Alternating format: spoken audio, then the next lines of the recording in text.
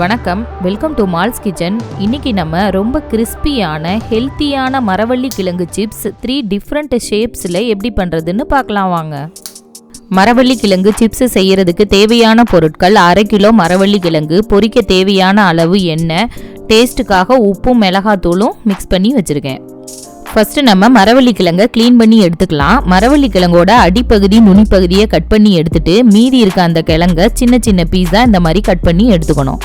அடுத்து அந்த கிழங்கோட தோலில் மட்டும் கத்தியால் லைட்டாக 3 இடத்துல இந்த மாதிரி கீறி விட்டு அதுக்கப்புறம் தோலை நம்ம எடுத்தோன்னா ரொம்ப ஈஸியாக இந்த மாதிரி அழகாக வந்துடும். இதே மாதிரி எல்லா பீசஸ்லையும் தோலை ரிமூவ் பண்ணிட்டு தண்ணியில் நல்லா கழுவி எடுத்துக்கணும். ஃபர்ஸ்ட் நம்ம இந்த மாதிரி சிப்ஸ் சீவுற கட்டையில் ரவுண்ட் ஷேப்பில் நல்ல மெலிசா இந்த மாதிரி எல்லாத்தையும் சீவி எடுத்துக்கணும். அடுத்து இந்த கிழங்க நீல வாக்கில் நம்ம பஜ்ஜிக்கு எப்படி சீவுவோமோ அதே மாதிரி சீவி எடுத்துக்கணும். மரவள்ளி கிழங்கு கொஞ்சம் ஹார்டாக இருக்கிறதுனால சீவுறப்ப கொஞ்சம் கேர்ஃபுல்லாக பார்த்து சீவி எடுத்துக்கோங்க. தேர்ட் ஷேப் என்னன்னு பார்த்தீங்கன்னா, நம்ம சீவன பீசஸ்ல இருந்து ஒரு 10 பீசஸை எடுத்து 4 பக்கமும் நல்லா ஈவனாக லெவல் பண்ணி இந்த மாதிரி நீல வாக்கில் சீவி எடுத்துக்கணும். பாருங்க எவ்வளோ மெலிசா ஈவனா நமக்கு கிடைச்சிருக்கு. இப்போ 3 டிஃப்ரெண்ட் ஷேப்ஸில் சீவி எடுத்தாச்சு. இதை தனித்தனியாக நம்ம எண்ணெயில் பொரிச்சு எடுக்க போகிறோம். கடாய் ஒன்று அடுப்பில் வச்சு நல்லா ஹீட் ஆனோன்னு பொரிக்க தேவையான அளவு எண்ணெய். இந்த எண்ணெயில் 1 சிட்டிகை அளவு உப்பு சேர்த்து நல்லா மிக்ஸ் பண்ணி விடணும். இந்த மாதிரி பண்ணுறதுனால சிப்ஸோட உள்ள வரைக்கும் உப்பு டேஸ்ட் இறங்கி ரொம்ப சூப்பராக இருக்கும்.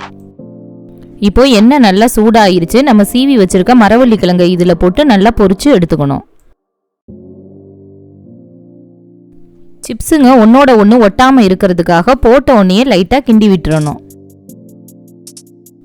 இப்போ பாருங்க அந்த பபிள்ஸ் எல்லாம் நல்லா அடங்கிருச்சு. சிப்ஸோட ஓரங்கள்லாம் லைட் ப்ரௌன் ஆக ஆரம்பிச்சிருச்சு. இந்த ஸ்டேஜில் நம்ம சிப்ஸை எடுத்துடலாம். இந்த சிப்ஸோட நம்ம உப்பும் மிளகாத்தூளும் மிக்ஸ் பண்ணி வச்சுருக்கோம் பாருங்க. அதை அவங்கவுங்க காரத்துக்கு தகுந்தாப்புல தூவி நல்லா மிக்ஸ் பண்ணி விட்டுக்கணும்.